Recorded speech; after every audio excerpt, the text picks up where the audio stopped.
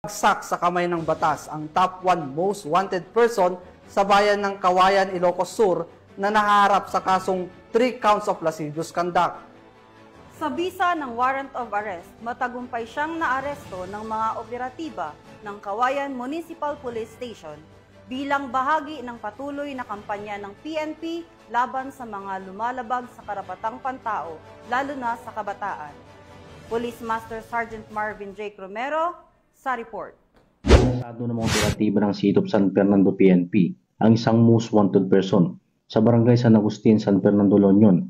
Kinilala ni Police Lieutenant Colonel Rogelio B. Miedes, hepe ng City of San Fernando Police Station. Ang akusado ni Alias Nardo, 49 years old, residente ng barangay Upper Banks, Barangay Puro, San Fernando, La Union. Dakong alas 3 ng hapon ng maresto ang nasabing akusado sa bisa ng warrant of arrest na nilagyan Honorable Robert T. Kawin, Presiding Judge, Regional Trial Court, 1st Judicial Region Branch 29, San Fernando City, La Union, sa kasong paglabag sa prostrated homicide at mayroong rekomendadong piyansang 24,000 pesos. Samantala, nasa kustodiya ng City of San Fernando Police Station ang nasabing akusado para sa tamang dokumentasyon at disposisyon.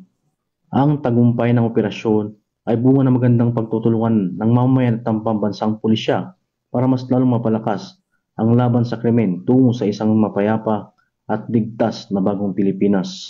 Mula dito sa PKG Ilocos Region, ako po ang inyong Police News Network Correspondent, Patrolman Dennis Carenal, alagad ng batas, tagataguyod ng Balitang Pulis.